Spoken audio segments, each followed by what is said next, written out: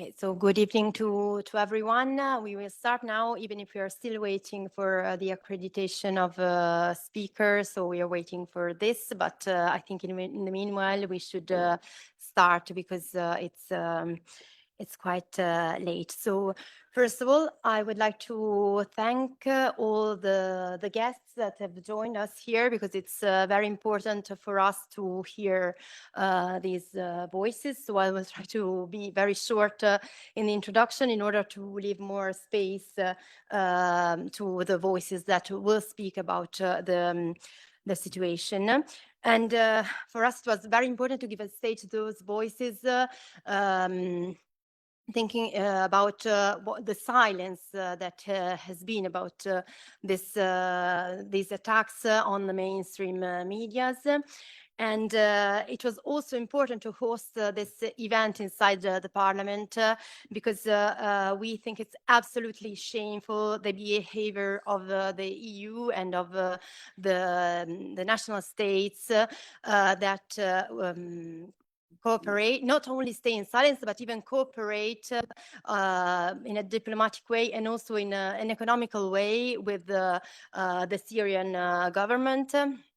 It's a government that is composed of jihadists and that is attacking the northeast of Syria, and we think it's very shameful that Ursula von der Leyen visited Damascus while the attacks were already going on the 9th of January, and she didn't only visit, but she also brought a gift to Shara, a promise of 620 million for the transition of Syria. And we think that democratic confederalism must be defended for three main reasons. It's very important to defend this revolution, that it's the biggest revolution of our times. First of all, the main characteristic is the pluralism, that is the proposal of peace in a world that is day by day more full of nationalism, of racism. We think that this pacific cooperation between different people, different cultures, different language, it's an example not only for the region, but it's an example for the entire world today. And secondly, the empowerment of women in the autonomous administration, it's something that is absolutely impressive. And the Syrian government, on the other hand, doesn't hesitate to say that women must not have positions of power inside the army, must not do politics. And what this revolution showed, it's the opposite. So this is the empowerment of women. It's something that is very impressive and that must be defended. And also this is an example all over the world. And finally, there is the capacity of a political imaginations that goes beyond the nation state. It's something that is really needed in this world where it's a stronger and stronger nationalism and war. And so this is the other characteristic of this revolution for which we have to defend it. All this, it's unbearable for the Syrian jihadist government, but also for the Turkish authoritarian regime. And that's why they are attacking the autonomous administration. But it's also unbearable for imperialistic powers that back in the days profited of the contribution of the Kurds in fighting the Islamic State, and now they not only remain in silence, but they also cooperate with the states that are attacking democratic confederalism. And that's exactly why we need to defend it and stand up for the autonomous administration. So now I would like to give the floor to the first speaker, is Sierra Ali, a representative of the autonomous administration to Europe. And he will speak in Kurdish, and there will be a translation.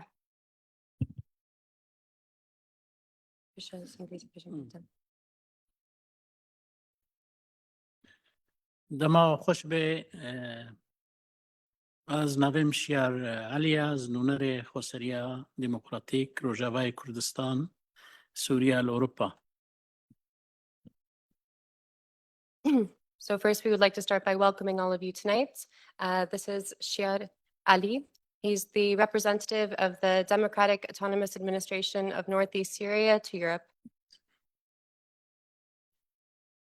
استخوازم کرد پیاما گلی خوب بدم پیکاتی دی کرتاسی از نخوازم دریشکم سلاوی وا گرم جه گلکی ایرو گو کدا کمازن دا ایرو جی دروشک خراب ده. So I don't want to speak for very long, but to start off, I would like to send my warm greetings and the greetings of the Kurdish people to all of those that are with us here today. We are going through a period that is quite difficult, which we will discuss a little bit. کردا 50 سالی دبن رژیما باس ایش کمازن کشند و دوا 15 داوی دجی کدا کمازن دا. So the Kurdish people lived for 50 years under great difficulty during the Ba'ath regime in Syria. And we can see now in the last 15 years, a great effort that has been given by the Kurdish people of Syria. ما قریب 15 سالا دا ام هرما که بپارزن سیستم که پررنگ تیدا ما فیجنه و دموکراتی آواک.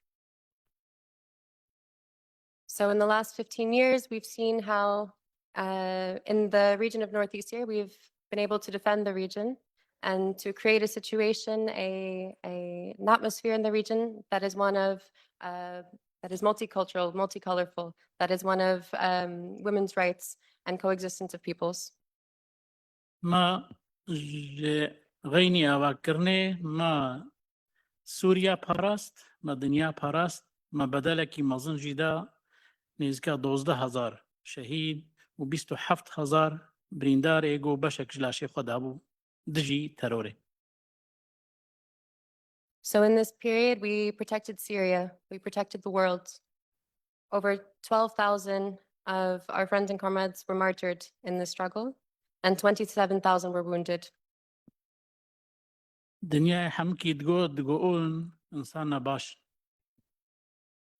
The whole world said, these are good people. از ویجوه کلی که از خوازم پیاما توبانی سرناوه 5 میلیون انسان گل باکر روجلات سوری جیان دکرن. So now I would like to give a message on behalf of Kobane and the 5 million people that are living in northeastern Syria. ایرو ده چنبرکا گرانده ایرو صدا شهیدان ایرو لکوبانی تنه نزدیکا 140,000 انسان به آف به کهربا و بن سرمایه ده. So we are now facing a very difficult situation, one where hundreds have been martyred again in the recent conflict, one where more than 140,000 people in Kobane are in a situation without electricity, water, or other basic resources. نزدیکا 65,000 خواندوان ما ایرو به خواندن مدرسه وی خلق تیده سرمایه و جبرگو باز دانه شر. In the region, we also have more than 65,000 students that are now out of school due to the spreading of the conflict, the war that has been started due to the cold and not being able to continue with their studies in this context. سرگو د سالا داویدا بهروانا رژیمه دنیای حمکی دگوش بوی دیالوگ کار کن ما 15 سالاش بوی دیالوگ کار کر و سالا داویدا جی مش بوی دیالوگ کار کر ما دسته خود ریش کر ما هفت پیمان جی امزا کرن شامره. So for 15 years now, we've been working towards creating spaces for dialogue. And in the last year, we have done the same. We extended our hand to create a situation of dialogue in Syria. هیرو گله کوبانی گله قامشلو حسچاد بیجه دبی او کسی گو مهمبری شرکر مشکان ما ترور تکبر ایرو دنیا پشتاوه دگره و بدنگا و ما بتنه هشتیا. So particularly, I say this in thinking about the people of Kobane, of Kamishlo. There's a feeling that those that we fought against, now the world is supporting. Those that we fought against in the fight against terrorism, now the world has their back. And it's a feeling of being abandoned. ام وقتا کی ام باش بون لی ایرو شام باشتره بیک فکری رادیکال دخوازه حمکا بیک گرنگی بیک بریار گو سوریا حمکی بخی ولاتا کی تیدا نه رنگ جنه بمینه نه رنگ پیک هاتیا بمینه نه رنگ دموکراسی بمینه. So now we see a situation where Damascus has taken a radical stance, one where there would only be one decision-making power, one center, one where there would be no space for women's rights, no space for organized structures of society, no space for democracy. مگو دیالوگ وی ایریشی علویا کر کم کجی چکر مگوش بوی دیالوگ ایریشی سویدا کر کم کجی سر دروزا چکر مگو دیالوگ ایرو ایریشی کردا و کوبانیت که و زارو که کوبانی قتل دکه و دنیا بدنگا پیام ما او جبوی سکنان ناوینا. So in moments where we tried to insist on dialogue, they attacked and committed massacres against the Alawite populations. In moments where we tried again to insist on dialogue, we saw again transitional governments attacking Druze populations in the south. Again, we insisted on dialogue, and now they're attacking Kobane, and we see children dying of the cold and ongoing attacks against our people in Kobane and other cities. And so this is my message today.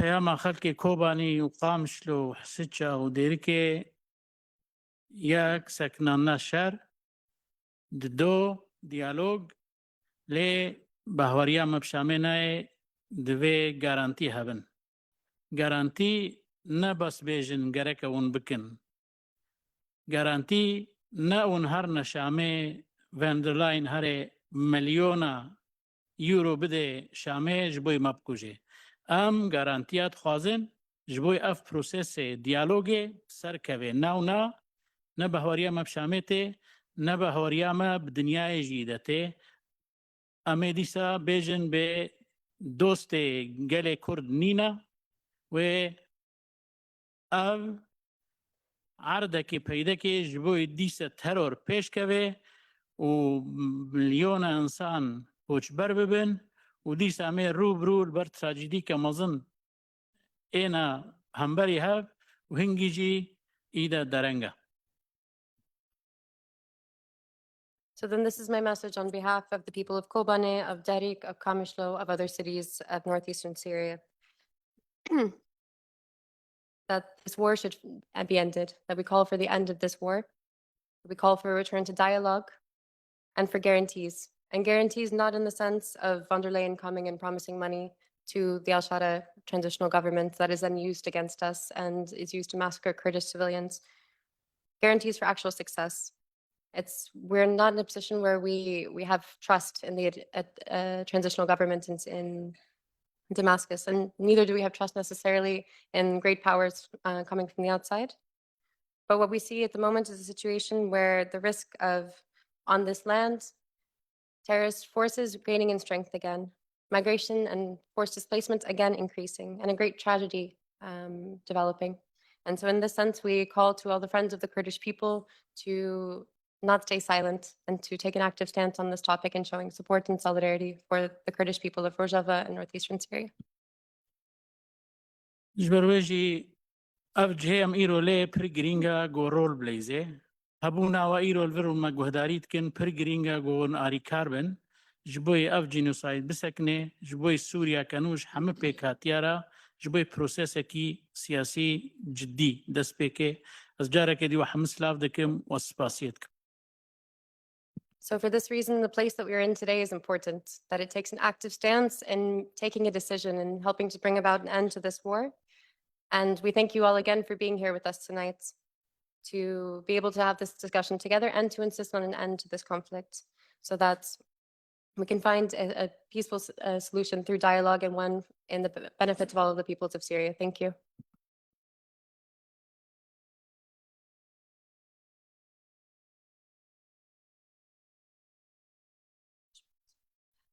Thank you, Shiar. Now, I introduce Özlem Demirel, who is an MEP from the Linke. Thank you, Ilaria. Thank you, comrades. Dear guest, I'm very happy to be together with you today and to discuss about this important issue. First of all, let me apologize that we don't have simultaneously translation like we have normally in the parliament. It was not possible to have all this in the short time because the parliament's work structure is not working like we hope all the times. And it was quite difficult for us to get the room for today. But it was very important for us three who invited from Sinistra, Italiana, from Danish Red Green Alliance and the German Die Linke to have this conference together and to come together with you to talk about what is happening in Syria, especially in Rojava these days and in all the Middle East.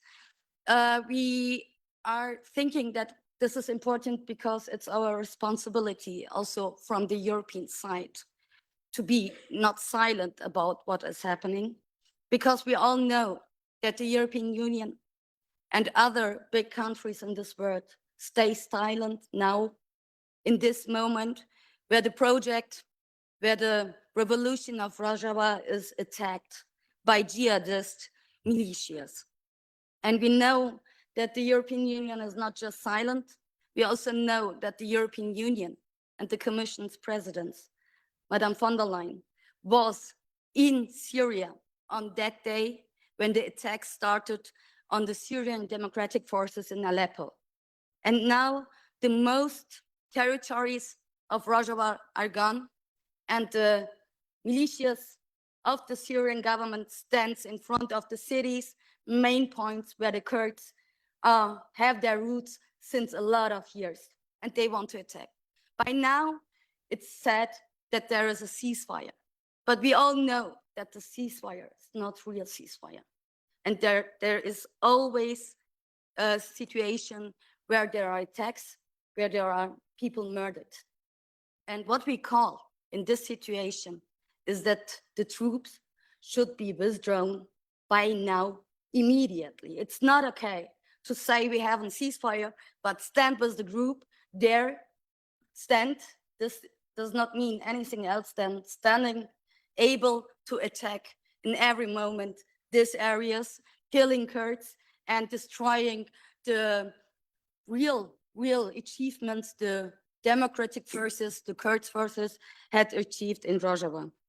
It is our responsibility also as MEPs of this parliament not to be silent about what the Commission and our member states are doing, because we all know that our member states are saying to the US, who let al-Shara attack the Kurds, that they are in line.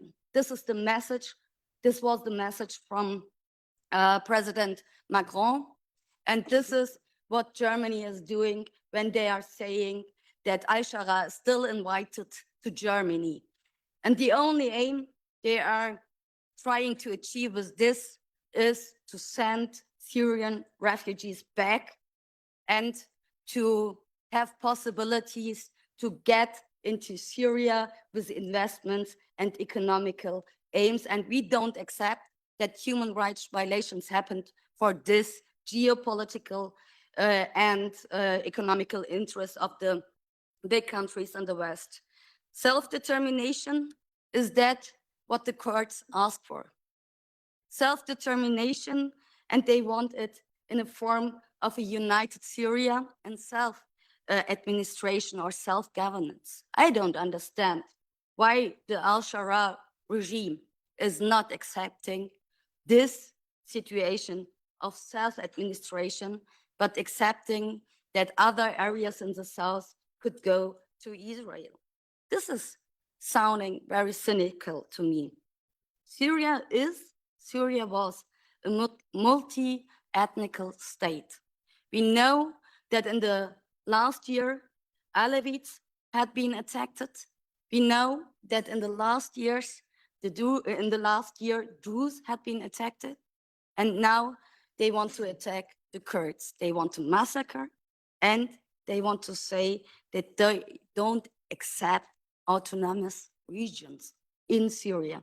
How could it be that there should be a peace process in Syria without regarding the different ethnical, national, religious minorities in this country? This is not possible.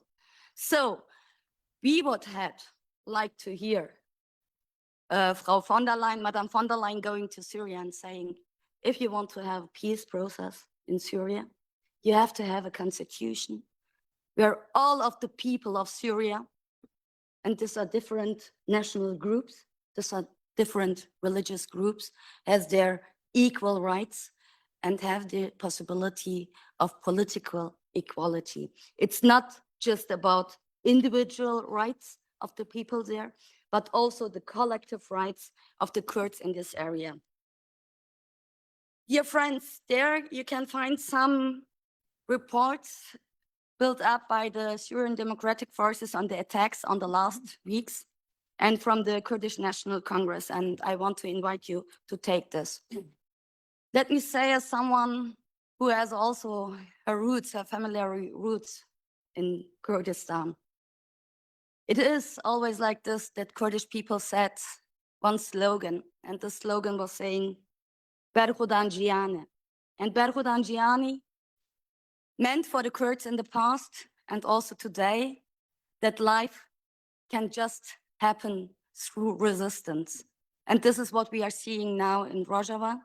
And I think it should be our aim from Europe to support this resistance and to make it clear to our governments that it's not acceptable, that they want to sell out the right of self-determination of the Kurds, the equal rights of every people of Syria for their own interest. So I hope that the resistance in Kobani, that the resistance in Rojava will show the world that peoples united and fighting will win. And this is my hope. And I think the people in Rojava does need our help, does need that we broke the silence of the governments in the Western areas. Thank you.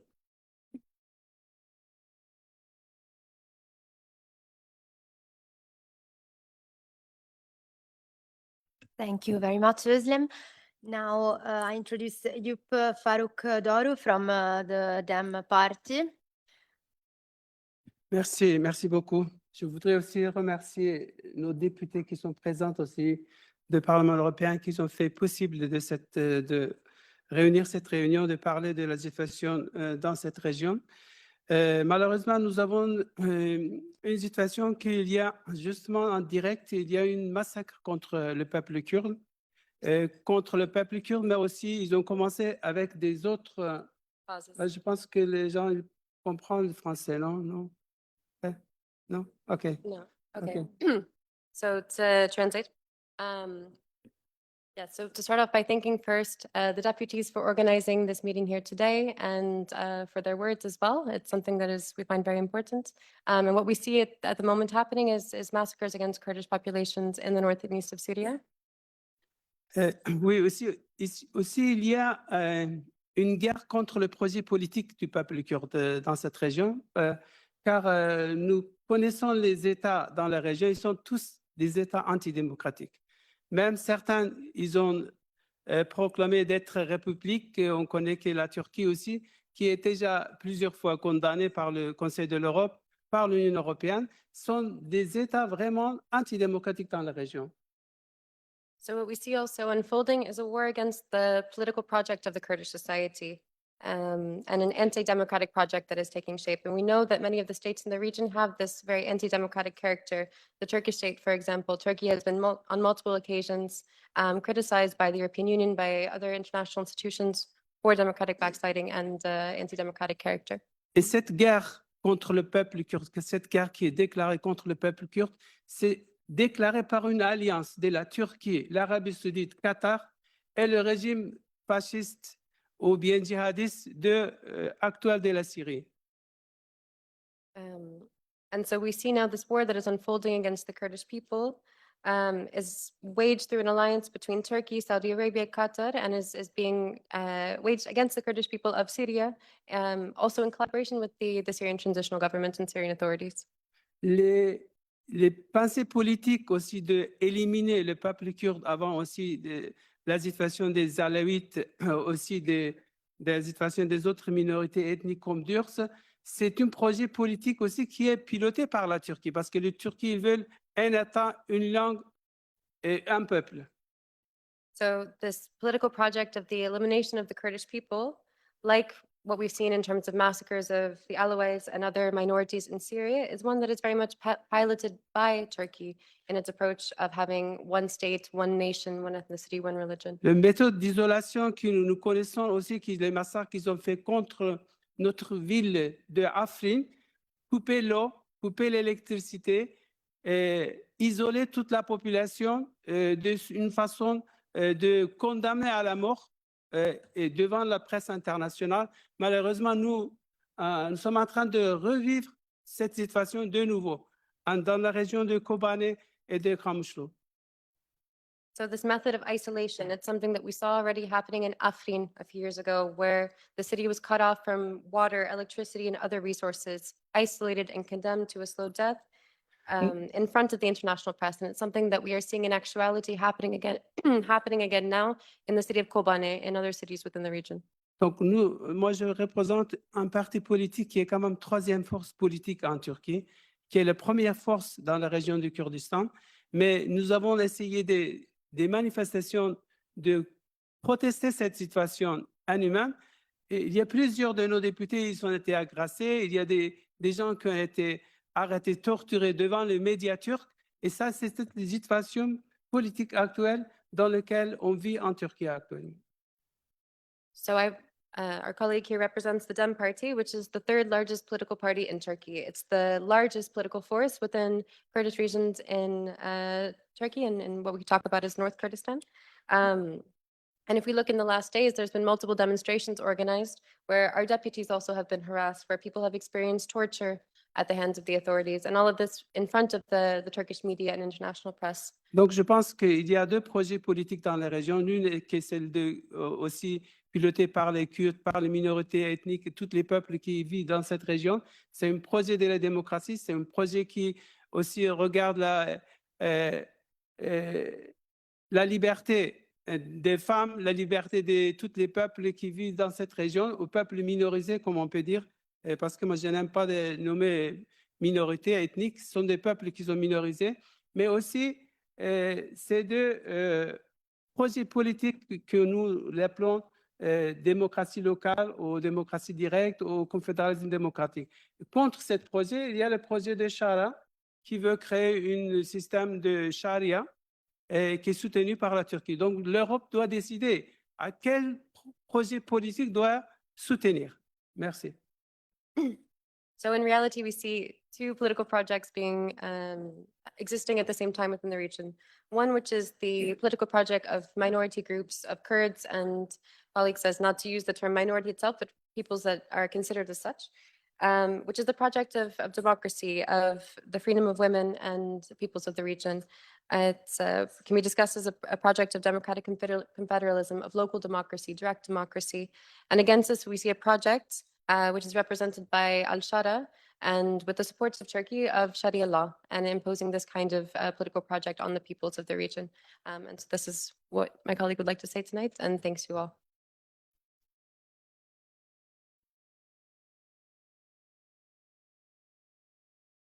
Thank you very much, Ehiyup. Now I introduce Sinan Önal, Foreign Relations Commission of Kurdistan National Congress. Thank you very much.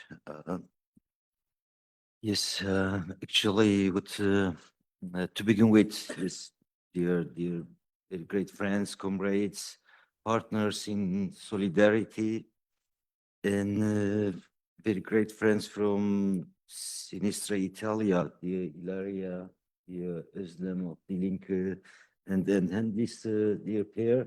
Thank you very much for this great event you have urgently organized for all of us, for raising urgent awareness about how to defend this unique revolution in Syria, and can be a model for the salvation and liberation of all these ancient fertile crescent, so-called Middle East. That's why it's very important to be with each other together here. And actually, our initiatives here matters not symbolically. We've been here together talking and exchanging the words, but it's quite much politically and concretely important that if we can turn this initiative into practice, both in the halls, in the rooms of this parliament, in our government structures that we belong to, and for sure, definitely in the squares. In the squares, like millions of people have been pouring in the squares, even in the USA at the moment, against the Trump policies. So now the storm is already launched in the Middle East. After Palestinians in Gaza, now it is the turn for the Kurds for annihilating this revolution. We must make a stop, and we can do it. We do have that potential. Today I'm speaking on behalf of Kurdistan National Congress, which is based in Brussels as our headquarters, and we do have 3 main offices in Erbil of the South Kurdistan in Iraq, in Kurdistan Federation there, the capital city there, and the Qamishlo, the capital city of our beautiful northeast Syria, Rojava. And also we do have the same in Washington, D.C.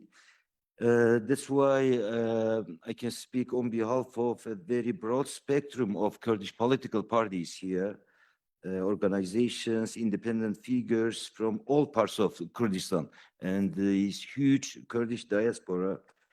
We gathered here urgently today, 27 January, in EU Parliament, because what's unfolding in Western Kurdistan and Rojava is not a temporary escalation. It's an existential threat, which can very quickly and easily turn into a genocide, as massacres, ethnic cleansing, and all sorts of crimes against humanity.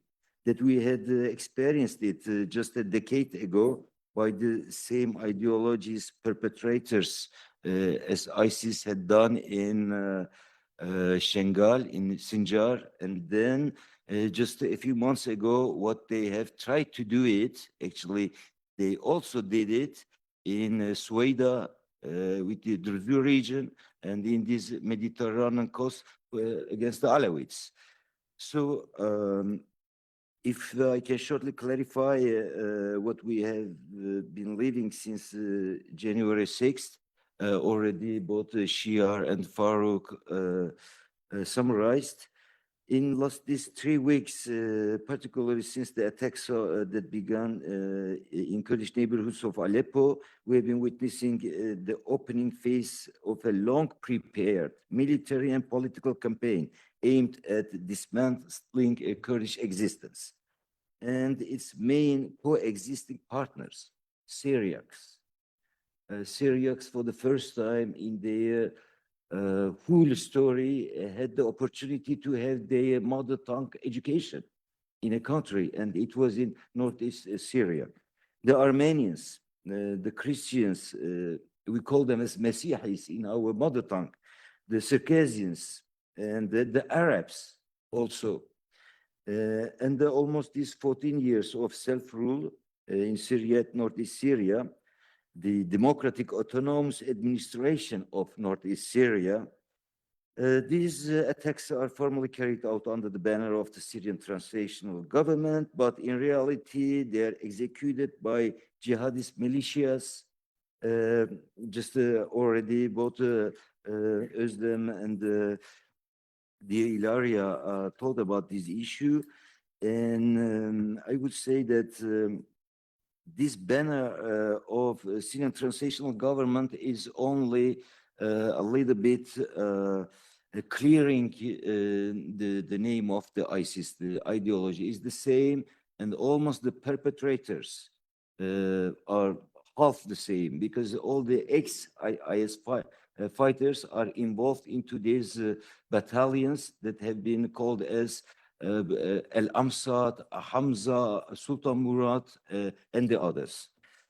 Despite a declared 15-day ceasefire on last Sunday, 24 January, Syrian Transitional Government Forces and their allied armed groups have violated it repeatedly and still violating it. In recent days, Kobani, the city that became the global symbol of all of our resistance against ISIS in 2014, has been brutally targeted. Humanitarian access is being deliberately restricted. Civilians have been killed. Infrastructure has been targeted. Even the babies and the children have lost their lives due to the lack of electricity and food in very cold winter of this year in the region. I'd like to draw kindly your attention to the issue of ceasefire that Özlem has just underlined. Let us be clear in this issue. These ceasefires that are systematically violated cannot be anymore recognized as ceasefires. These are completely a cheating tactic of this government. They are tactical pauses. They try to use to consolidate, control, and prepare for further assaults. And what we have heard from the field, the whole borders of Kurdish majority regions have been filled with the tanks, artilleries, and tens of thousands of Syrian National Army fighters who are pro-ISIS militias, and the professional Turkish Army's special forces, and with their drones.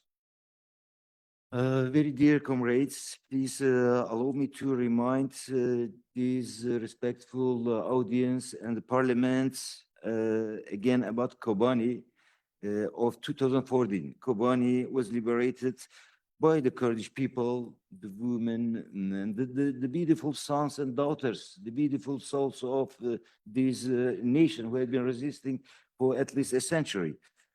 By the resistance, YPG and YPJ, the units of the Defense for the People and for the Women, but also with the support of great internationalist fighters and with the decisive air support of anti-ISIS coalition led by the United States during the Obama administration. From October 2014 to January 2015, Kobani became a turning point, proving the world that ISIS could be defeated by our joint forces. Today, almost the same date, Kobani is once again under a severe siege. It is a bitter irony that this time the attacks come from forces operating under the name of the so-called Syrian Transitional Government, backed by the Turkish state, recognized by the European Union, Commission, Council of Europe, USA, all this democratic Western globe. And we know that this government is composed with a part of former ISIS fighters, which has been rebranded and recycled under the name of STG. The same Turkish state that watched and indirectly at that time supported ISIS besieged Kobani in 2014, today is directly providing the drones, the weapons, the logistics, and the political and military cover to the forces attempting to annihilate the very city that symbolized the defeat of ISIS. This is tragic. This is quite much absurd. This is in no way acceptable. What we are witnessing today is an attempt to rebrand the ISIS ideology, reintegrate it into the international politics, extremist jihadist forces who are responsible for beheadings, ethnic cleansing, and the terror attacks in Europe and United States as well, are now being presented as the legitimate partners of a so-called new Syria. They are the same forces that attacked Paris, Brussels, Berlin, London, and New York. And they're not a regional problem. Very clear that it is a global threat that we should all be waked up about this issue. The Kurdish people have the right to self-determination, but our most minimal demand is to live in a decentralized democratic system in the countries where we have already exist. This is our right. We are 60 million people, and it is our ancient country. That's why the imprisoned Kurdish leader, Mr. Abdullah Öcalan, who has been imprisoned for 27 years, declared a peace manifesto on last February and dissolved the armed struggle organization for opening a door on the democratic negotiation, leading in Turkey and Syria and Iraq and Iran as well. Thus, the Kurds, with all its their diversified groups, may able to live freely and in their homeland, the land of the Kurdistan, even without touching the official borders and the states. As you know, the Kurds have been forcibly divided and colonized across Turkey, Iran, Iraq, Syria since the Sykes-Picot deal in 1916. In Iraq now, we do have the Kurds have a limited autonomy, a federation, which was emerged just after the fall of Ba'athist regime in 2004, the Saddam regime. In Syria, our Kurdish self-administration survived for last about 15 years. But it is since that time up to now, always it remained under an existential threat in the power of vacuum of Assad regime.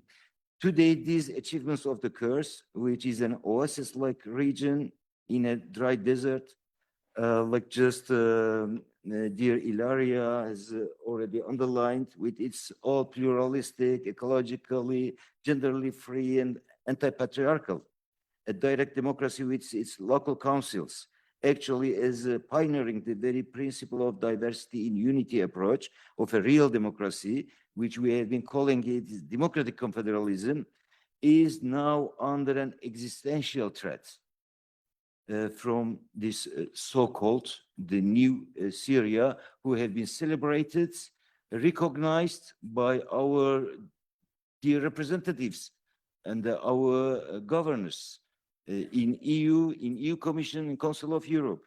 This is in no way acceptable. Defending Rojava is the red line of the Kurdish people.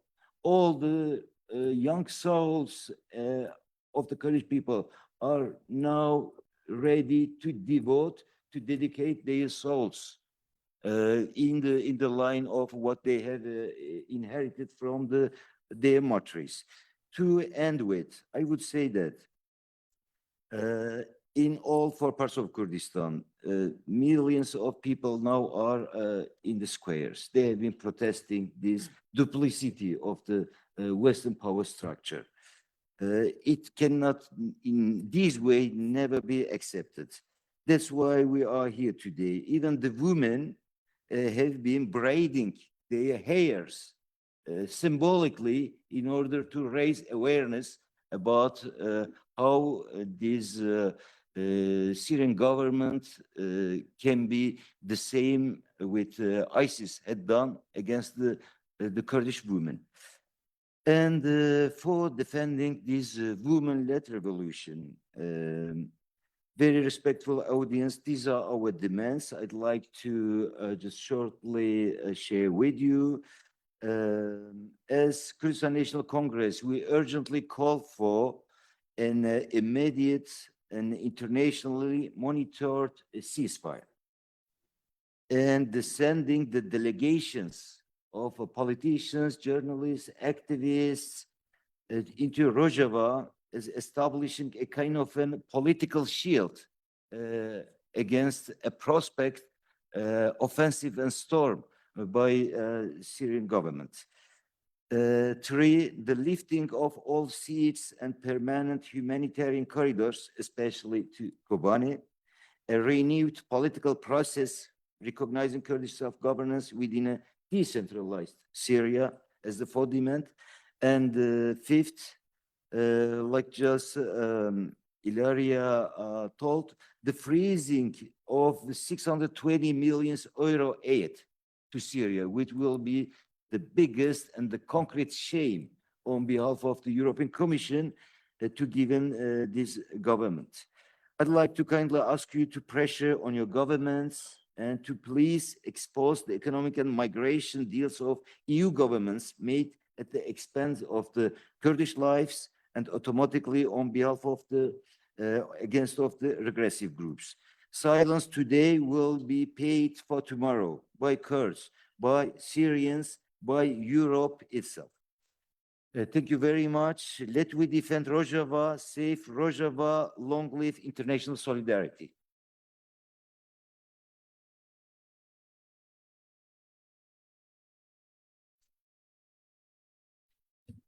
Thank you very much, Sinan. Since it's already quite late, I would ask the speakers not to make interventions too long because there are still a lot of speakers who have to take the floor. Now I give the floor to Per Clausen, MEP from Enhedslisten and chair of the Kurdish Friendship Group. Thank you very much. I'm very happy to be together with you because what's happening in Rojava is beyond comprehension. It's a textbook example of how the great powers betray the people who have gone through fire to defend human dignity and democracy. Rojava has been a thorn in the side of autocrats and jihadists across the region. Tragically, the regime in Damascus has short-circuited all negotiations about Syria's future through brutal attacks on civilians and on the Rojava administration. This is happening with the direct support or the deafening silence of the world's major powers. Let me be clear, there is no ceasefire. There is a constant attacks on Rojava. Militias operating on a government command are abusing civilians and driving tens of thousands from their homes. This cannot be right. We must all act and pressure the international community to intervene and stop these atrocities against minorities. The European Union must suspend all promised assistance to the regime until these attacks cease, and they must cease now.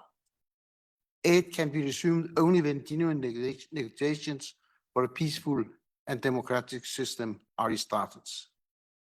The regime in Damascus must also act against the Turkish-backed militias that are ravaging Kobani and Afrin.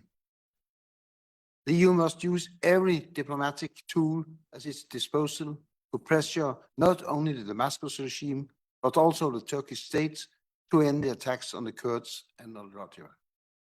Right now, this is about stopping the massacre of civilians and ending the abuse of detainees, especially women who are being punished for their role in the fight against ISIS.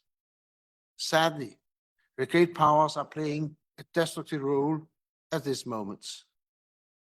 Therefore, the rest of us must do everything in our power to bring about a real ceasefire and to reopen the path to genuine negotiations about a democratic Syria. Thank you.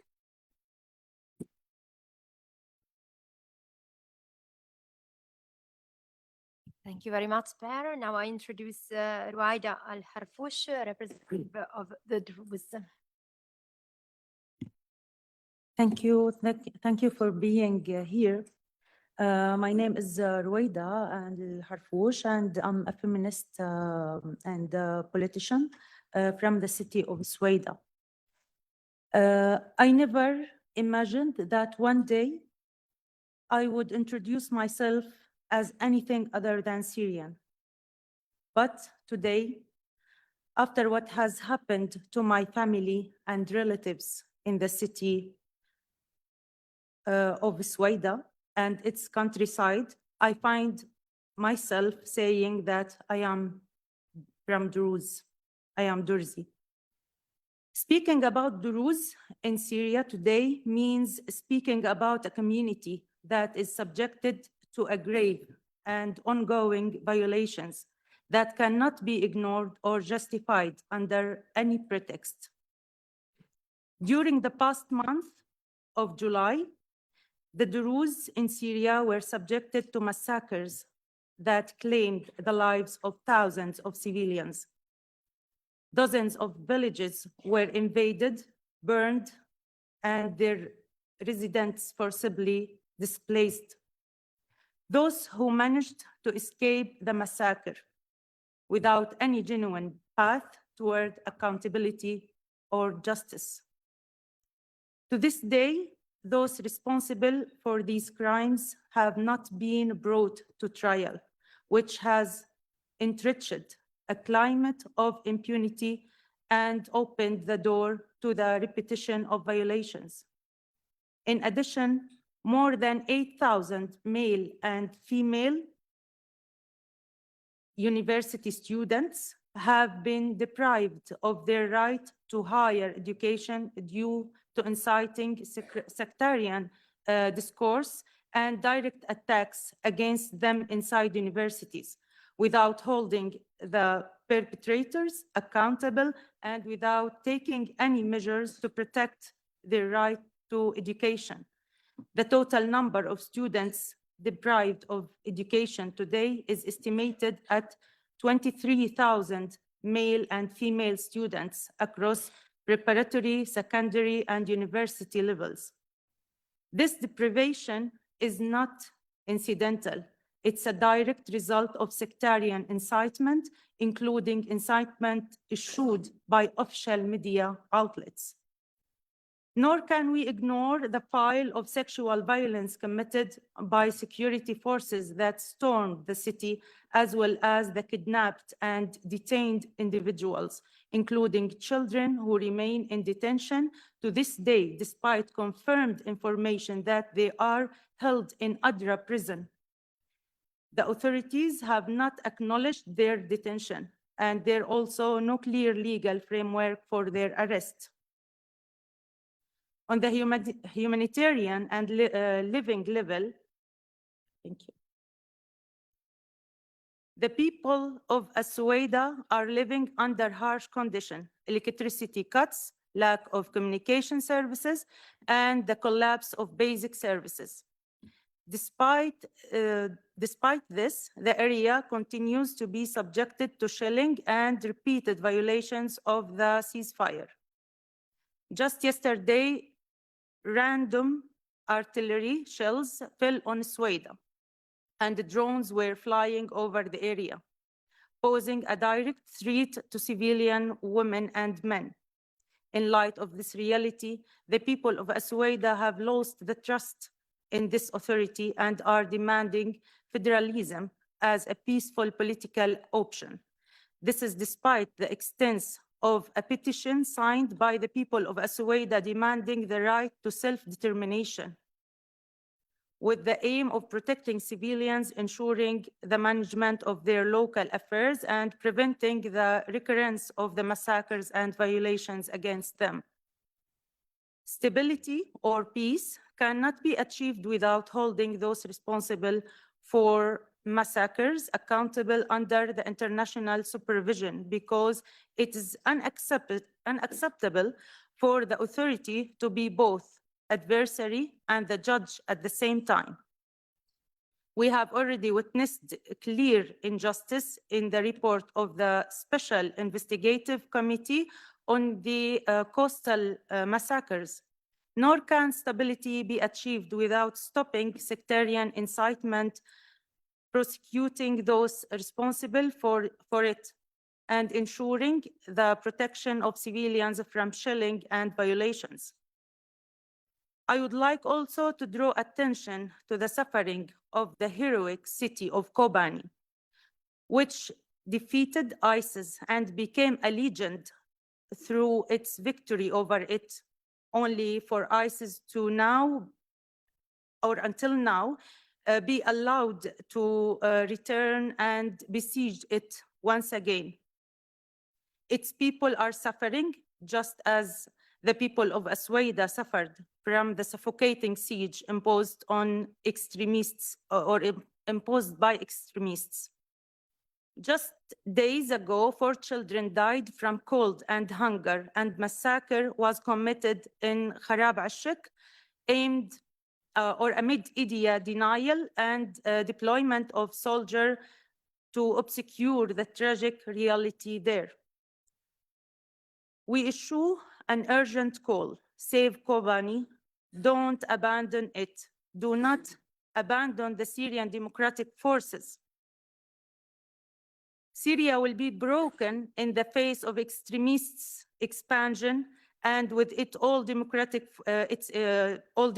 forces in Syria will be broken. I remember when security forces entered Asweda and asked civilians, "Are you Druze or Sunni?" The same question that was repeated on the coast, "Are you Alawi or Sunni?" Because if he is Sunni, they will not kill, but if he is Durzi or she is Durzi, we will kill. Same for Alawis, and now they are asking the same questions for people in Al Jazeera, for Kurds in Syria. Are you Arabic or Kurdish? To know if they will kill them or not. I ask myself, how can a stable state be built with such practices? My message to the international community: we understand your interest, but stability cannot be built on destruction. With this extremist authority in power, there is no salvation for the Syria that we know or we dream of. I affirm that Syria has not been liberated.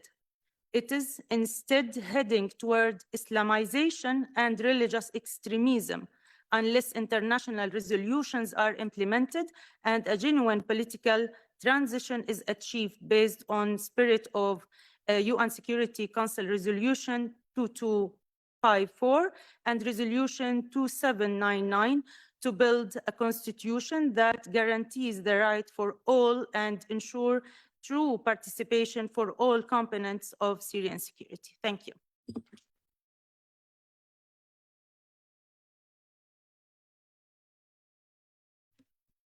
Thank you very much, Rwaida. Now I give the floor to Mary Powers from Peace and Justice. Thank you. And thank you once again to the MEPs that organized today's meeting. Really, it's crucial, and it's been an amazing opportunity to bring together different voices on this topic to talk about the importance of standing in solidarity with the Kurdish people in Rojava in northeastern Syria. I will keep it very short, as I know we're already running late. And I just want to say that truly we are living through a decisive moment. I think this is a phrase that gets used a lot, but to recognize the importance of the moment that we are in. As one of our colleagues said, we are seeing the emergence or living in a time of 2 competing political projects. One that is based on the recognition rights of minorities, of local democracy, of democratic confederalism, of women's liberation, and another that seeks to take away many of these basic principles. No, one that is grounded in a denial of all of these things, one that is represented in a centralized state, a fundamentalist approach that is very much contrary to actually the the ethnic, the political, the religious makeup of the region itself, and denying this reality in a very aggressive way. One thing that I think is important to note is that the attacks that we see on Rojava and northeastern Syria at the moment are existential in nature. No, we're talking about communities that have been in resistance for 15 years and longer. Communities that have put up a struggle not only for the defense of this territory, but against forces of ISIS, forces that threaten the world more broadly speaking. And so what is at risk now is these communities themselves, but also the continuation of this struggle of democratic confederalism and an insistence on the possibility for a different way of living, one that is not bound up in the crisis that we find ourselves embroiled in Europe of nation states, of capitalism, and all of these things. And I think in Europe here, we have a very specific responsibility also. The colleagues mentioned how on the day where the heaviest fighting was happening in Aleppo against civilian neighborhoods, where you had forces affiliated with the central government shelling civilian areas, hospitals, places where there were children, schools. You have Ursula von der Leyen, the head of the Commission, going and speaking with Al-Shara and promising 620 million euros and a political partnership. And so for us that are here in Europe, there's a responsibility there. Of seeing how we, in our local contexts, we organize and support, how we put pressure on our governments from the local level to the European level to be able to be a voice against this, to stand in solidarity with Kurds in Rojava and throughout the broader region, and to play our part within this. And it's something that, of course, happens in many different ways at the same time, whether it's in grassroots organizing, whether it's supporting in organizing humanitarian assistance, as we see that there's a massive humanitarian crisis also unfolding. It's something where we can all play our part, I think, in a way. And it's something that I would invite all of us here to leave this meeting today with this conviction, to say, okay, how do we take this from a space of discussion towards action and defend this revolution that has been going on now for so long in Rojava, and to stand in solidarity with the Kurds. Thank you.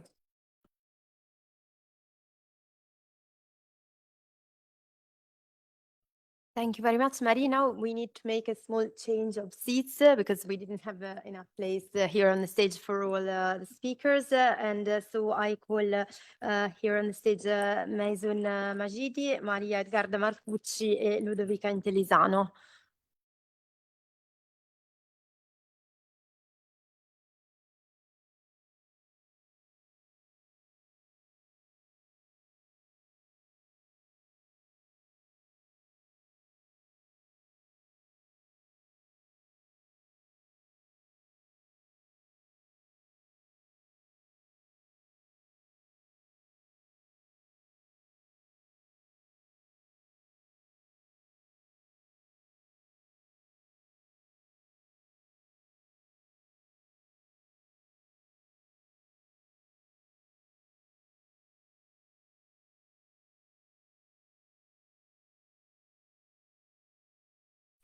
So now I give the floor to Maysoon Majidi, political refugee in Italy and from Associazione Tradita.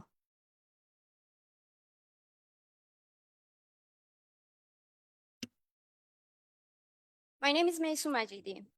At the moment, I'm a political refugee. I spent 302 days in Italian prisons, accused of something that was never proven, giving water and food to refugees at sea.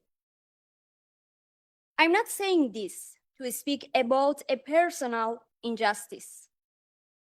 I say it because I understood what happens when law is enforced without injustice.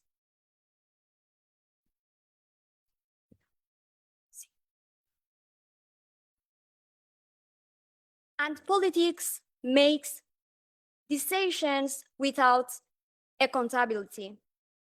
This is how legal violence is produced. I come from Kurdistan, a land not divided by civil war, but by political decisions, divided into 4 parts. And today I stand here with 2 wounded wings, left and right, from Rojava to Rojava. Today I brought 3 files with me. The first file contains all reports and documentation of human rights violations, from execution and torture to genocide and sexual violence, from internet shutdowns and communication blackouts to systematic repression.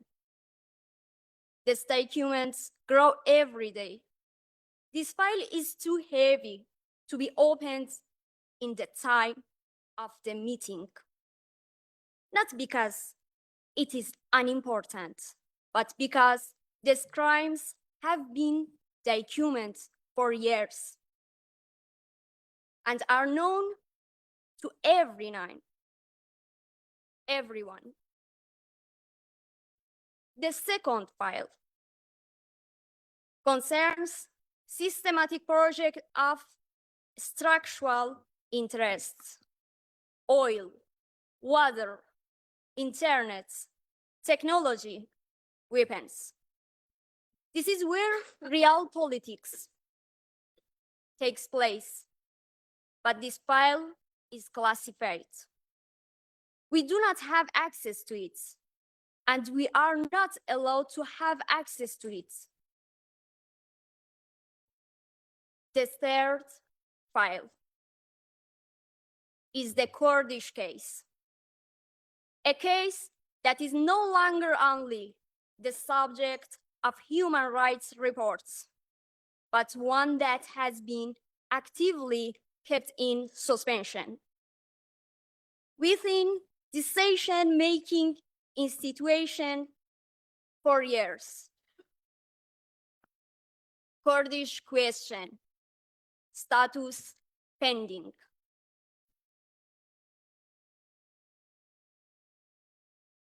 Well, everything is known. When reports exist, when analysis exists, when experience exists. This file is now on your table in the European Parliament. I know that many of you agree with what I am saying. I know these facts are not new to you. I open the file. Let us look at the results.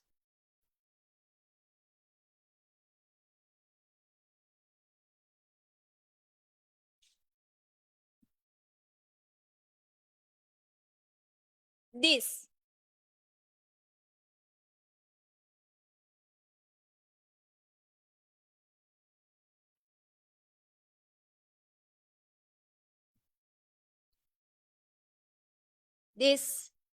is the result of suspension. Suspension is a political choice. Violence does not always come with bombs. Sometimes it comes with the absence of a vote. Closing this file means continuing the suspension. Opening it means taking responsibility.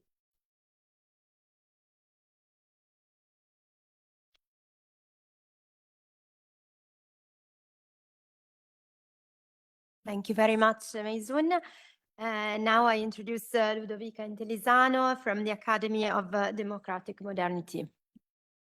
Hello to everyone. I will try to be really short and also to do my best with English. That is not properly my second language.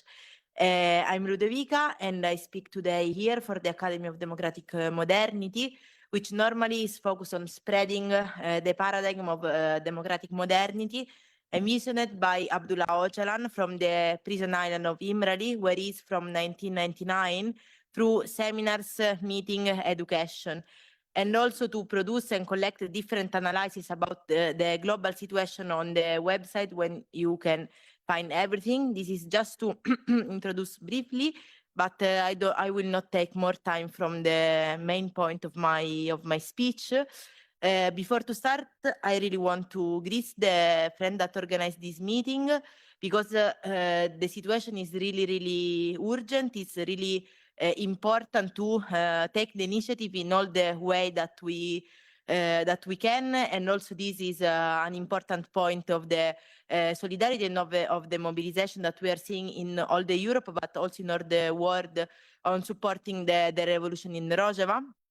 Until a few days ago, I was in the territory of Rojava. I was in the territory of the autonomous democratic administration of northern Syria, and I saw the war started. Already, a lot of friends talk and explain now is the situation, that Kobani is totally under siege in this moment. There is no water, no electricity, and just yesterday, some humanitarian help was able to enter in the city.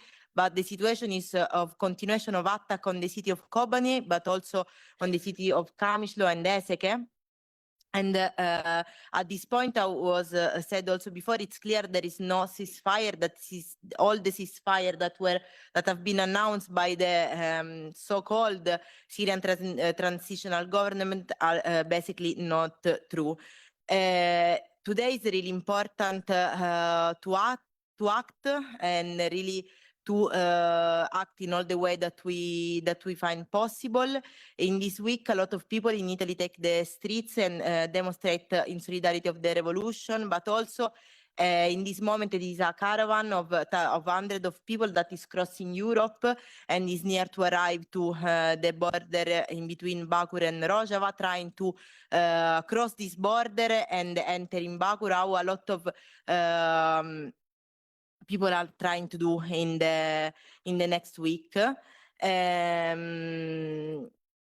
I will try to go in the center to don't repeat the information. As internationalism, what I want to underline and what I think that is really important is that beyond the side of this revolution and fight also for this revolution is not just related to the fact that is itself really really bad, that there is another genocide that is ongoing in this territory with horrible violation of this territory and of the life of the people. But what is happening in this moment is Rojava is the clash between two mentality, two world wives, between barbarism and freedom. Rojava today is not that itself is not a small feat and just a representation of a self-organized society, a society when the women fight for their freedom and are really in the center of the social organization. But Rojava today is really the light for all humanity, and is something that reminds us that it's possible to live in another way, that it's possible to live out of the dictates of the capitalistic modernity. And we are saying in these days also that the mentality that who is carrying on the attack on the territory of the autonomous administration is a mentality that we saw already in the Islamic State. We saw the videos of fighters, of Asaish fighter, internal security forces that has been thrown down from the second layer of the building. We have seen a statue of the YPG fighter that have been put down in the city of Tabqa and destroyed. We already saw this in the hands of Islamic State, and this is happening another time.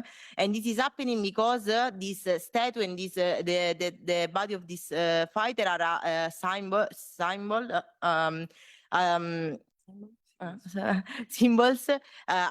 symbols of what they want to destroy. They want to destroy women that are able to fight, to defend themselves, and that are organized. a revolutionary from the Kurdish freedom movement, Nagihan Karsel, that has been assassinated by the Turkish state in Sulemania, outside their home, said that the power feeds mainly on the lack of memory.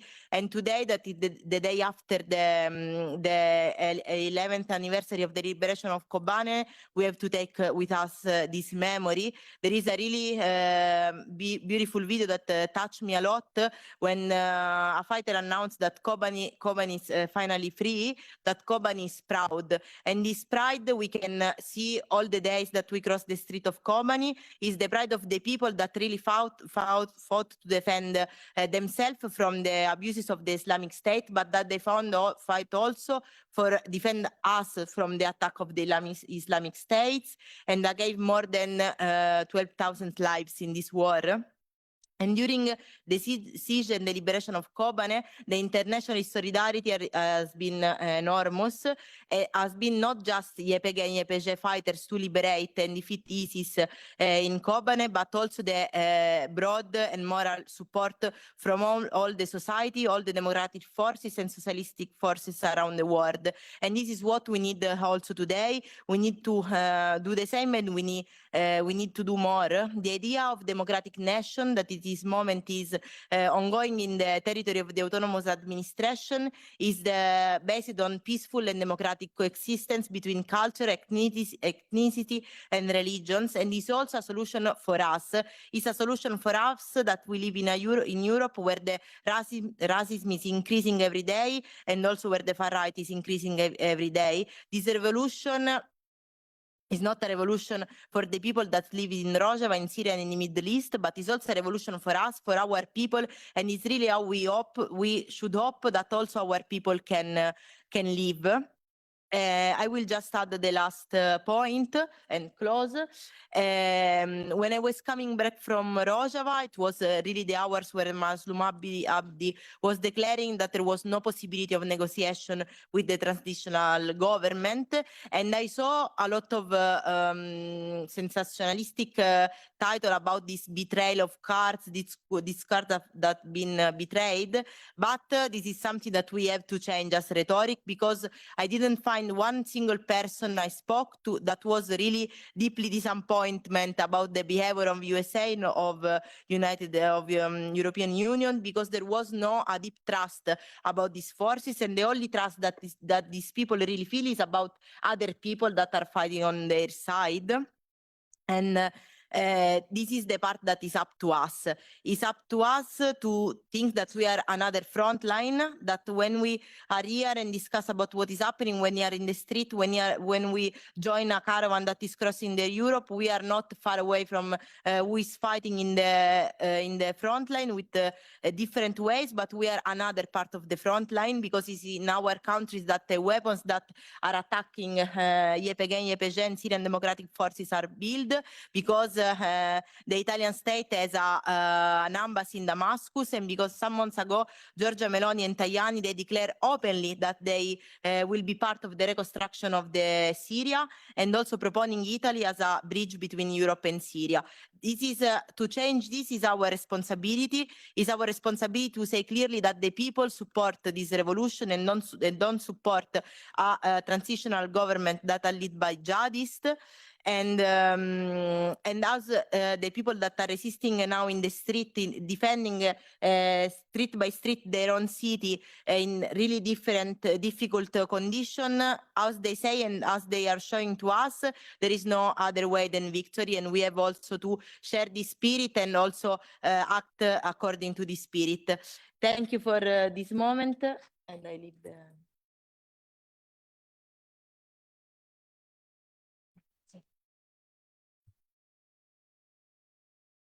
Thank you, Ludovica. And now Maria Edgarda Marcucci, activist and writer.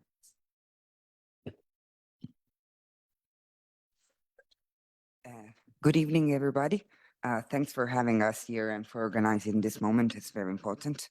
I prepared a speech, but I would leave it and just try to interact with what was said, because a lot of also datas were given, and I don't think it's needed to repeat. It's really needed that we sign up the numbers, like we note them down and repeat them outside of here. So when in my early 20s, the worst enemy of the world was Islamic State, Daesh, and it wasn't enough for Syrian and Iraqi people to die for us to realize what was happening. It happened that we realized that when their death arrived also in Europe, and I think this is already shameful. But when finally the Western part of the world realized what was happening, they found themselves very surprised. Who are we going to fight with? They thought no one was on the ground opposing this force. Iraqi army was defeated. Syrian army was defeated. Who's going to oppose Daesh? Who's going to help everyone stop this humanity and this enemy of humanity? There was someone already actually fighting ISIS since quite some years.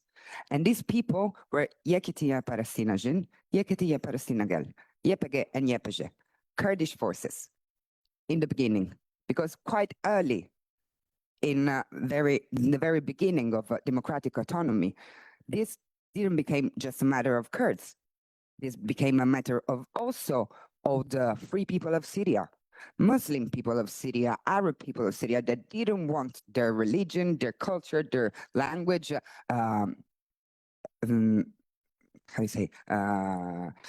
disrupted by Daesh philosophy, by ISIS philosophy. So democratic confederalism became a project for the whole people of Syria. There were Druze, there was a women representing Druze community. I think we read and heard what happened to a Leviti community. I mean, all Syria. Syria is not just one people. It's not nor just Kurdish, nor just Arabs, nor just Druze. It's all of them, as every other country has a plurality of identities. So when we finally realized that someone was actually already doing what we realized that needed to be done, then we supported the Yepege and Yepeje. And then the so-called international-led, US-led coalition, I said so-called because we know who was on the ground, who gave their lives. It's different. There's a big difference to give weapons or to give your people. And SDF, they gave their people. I want to underline this because the leading of imperialism, that's what it is. It's just, there's no actual involvement. They don't even bother to come in person to destroy a country. They just send people to do that. So in 2017, I was still in my 20s, and it was quite some years that Daesh was seemed actually undefeatable. And the only victory we were having were thanks to the Arab, the Syrians, the Kurdish, the Alevis, all the people that joined SDF. So me as an internationalist, I realized that there was more behind the curtain of the war and the destruction of the war. There was democratic confederalism as a political system, a political option, a better one even than liberal states, because what happened in my experience is that I was really curious about this. I was really, really interested in this kind of proposal. So I traveled there. And then I had the occasion to join a journalistic delegation. But then I realized what was happening was our own problem, not just because of the defeating of Daesh that was killing all over the world, but also for a better word. Me as a woman, I had more freedom in democratic confederalism in Syria than I have in Italy, where I come from, than I have in this European Parliament. And this has to be clear. This must be clear, because why are we not speaking about the women of Syria right now? Because they are not the object of our Orientalistic fantasies that we can go and save. They are their own people. They fought for what they have now, and they won't be open for a white savior to come. They're building their own future.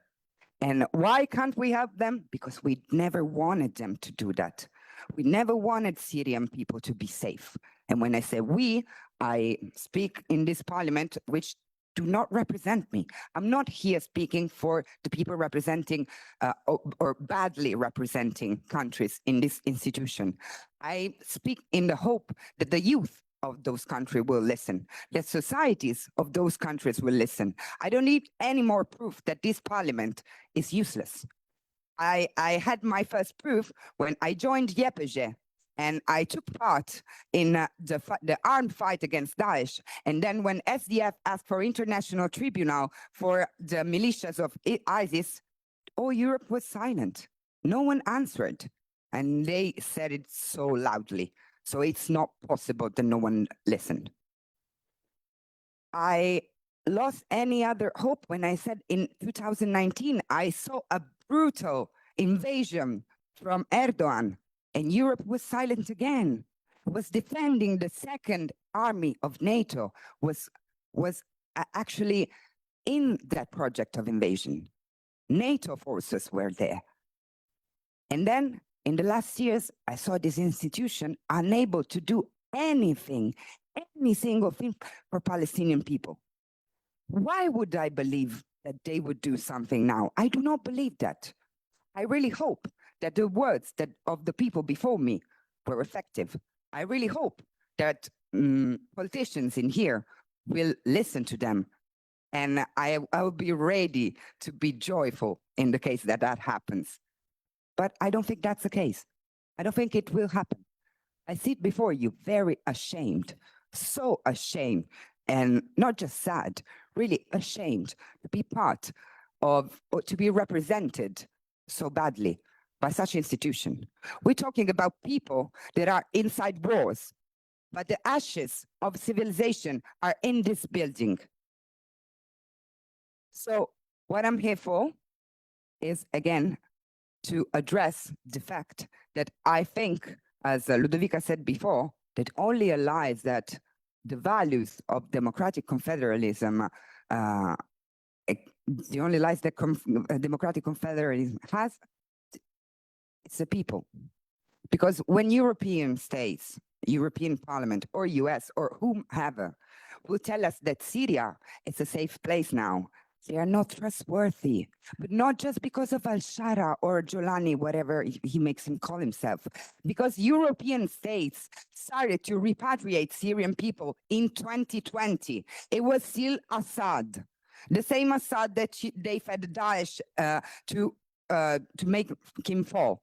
And then right after that, still Assad governing Syria, Denmark government, Germany government, all European government tried to repatriate Syrian people. Now Al-Shara is the safe one. We don't believe you anymore. This is lying. This is because you want money and oil. This is because of your power. There's not a trace of interest of Syrian people in your agendas. But you don't even care about European people. So I'm really not surprised that you can't feel Syrian people. What I really want to address in here, and what I really wish to happen after this, is that other people will hear, Kurdish people, Syrian people, Alevi people, Druze people, all over the world. It's not a matter of just Kurdish. Why we say Kurdish question is a symbol, because it represents other minorities also. It's not a matter of ethnic freedom. It's a matter of freedom for everyone. So I really do know, I do not want to live in a world in which Israel, Turkey, and US and European agenda aligns together to kill people all over the world. I want to live in a world that will scream out loud from Iran, going through Kurdistan, arriving here, Jinjian Azadi.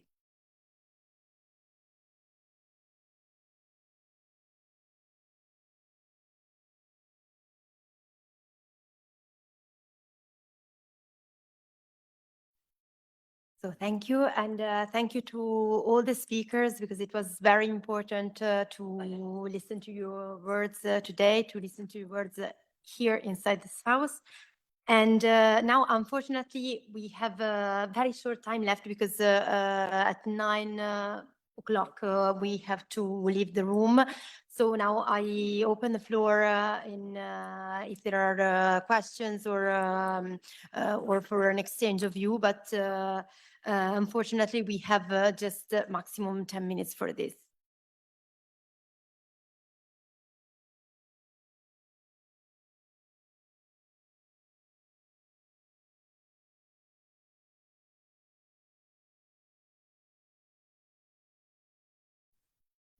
Hello, thank you for this very relevant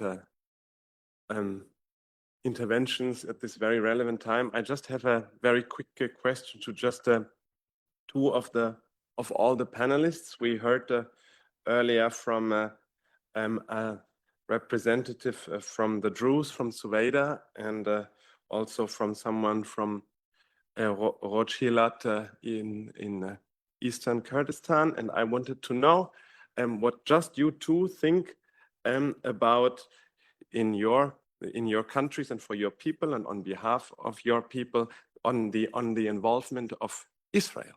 That was my question.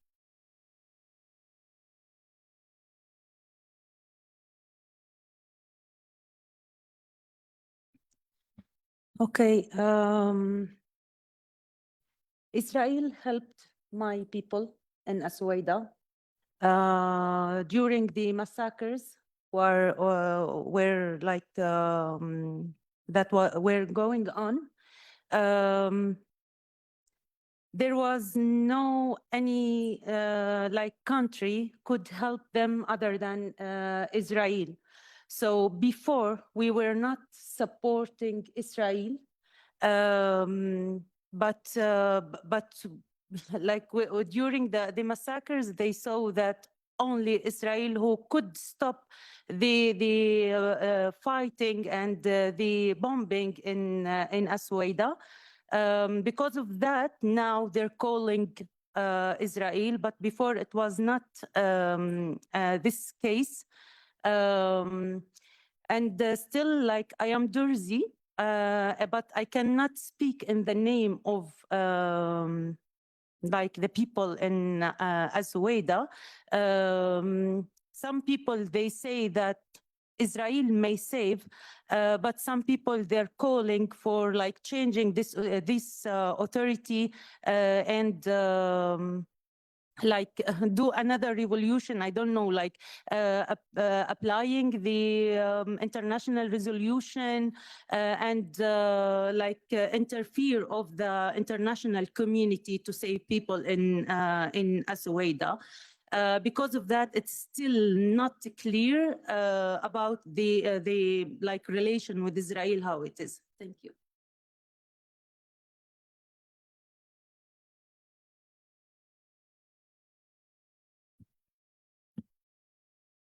Okay, so if there are any other questions or comments?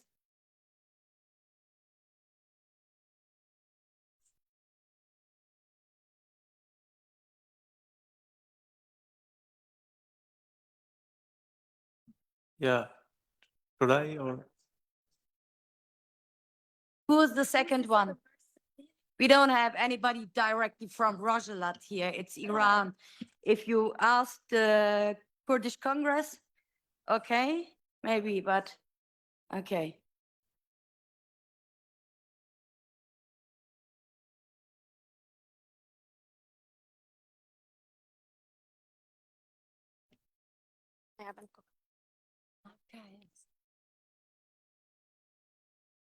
Yeah, I'm actually going to speak a little bit about Rojava, the part that I am from. I believe in addition to Rojava, which is very important to get addition, I will have put some addition to the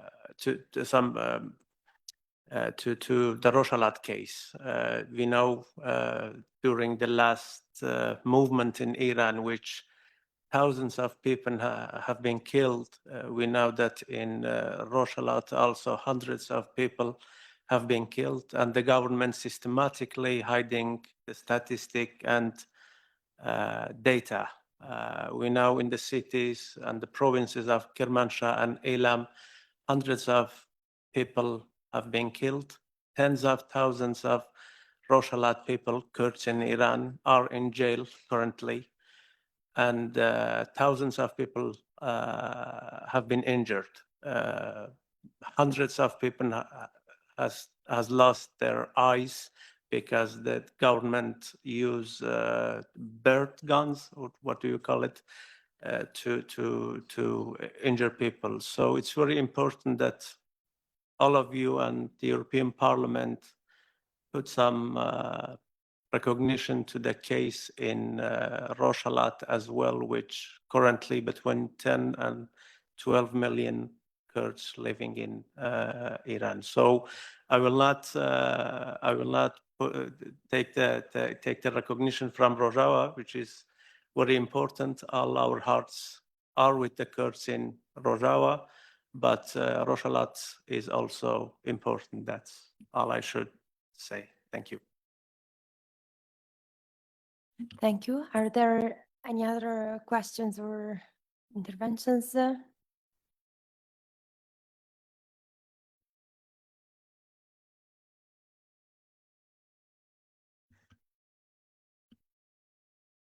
Hello. So thank you very much for hosting this very interesting and relevant event. So my question was directed to the MEPs present here. So I wanted to know. Okay, you hear me now? Yes, if there are any. Okay. Just one time press on it. Okay, and sorry, I didn't understand. Yeah, if you had any parliamentary initiatives coming up to shed light on the situation in Rojava and to demand action from the EU institutions. Thank you.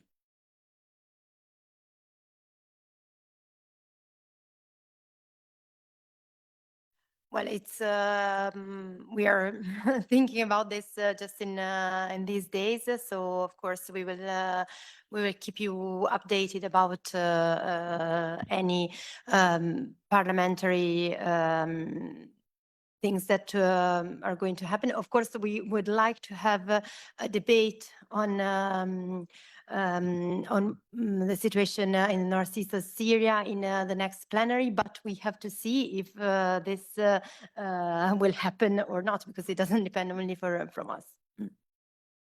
Just to add on it, we had last week the Strasbourg week, and it was like this, that the other groups absolutely had been silent about what is happening in Syria. And we had a few speeches of our group, and we tried to mention, but we didn't have any debate on what was happening in Aleppo or actually before Kobani.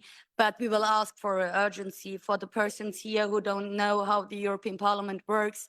It's like this, that all the group of this parliament have to agree that we will get an urgency, or have to agree that we will get a debate on it. We will fight for it as a left. I can say it clearly. It's clear that we will do it, but we don't know how the other parties and groups will have a position. To be honest, in the past, it was like this, that we could work on Rojava internationally, interfractionally with other groups. But now the states politics and the geopolitics of the European Union is getting on a cruel point, and they are not working like they worked before. And they're just saying the world isn't changing, and we have to look where our position in this world is. And when we look on Syria, the honest point is that for the European Union, they want to go back on the table on the negotiations and rebuilding of Middle East, you know. And for this, they want to work together with Al-Sharaa. They want to work together closer again with Turkey and other countries. So they are looking for it. But we will work for it, because we know that there are parliamentarian people here who are by heart really believing in human rights or women's rights. So we can't promise it, but we will work for it.